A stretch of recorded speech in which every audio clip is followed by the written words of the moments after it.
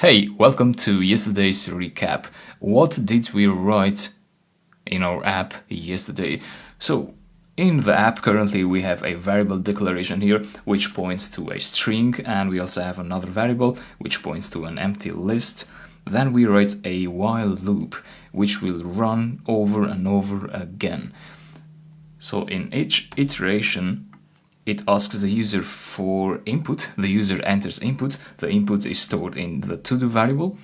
Then we print out the capitalized version of the user input. So the user entered text, we capitalize the first letter of that text. We also append that text to the to-dos list. So in each iteration, what we do is we append values to the to-do list. So the to-dos list is populated with values over and over again. So that's the code of yesterday. Let's move on to the next video and start the day.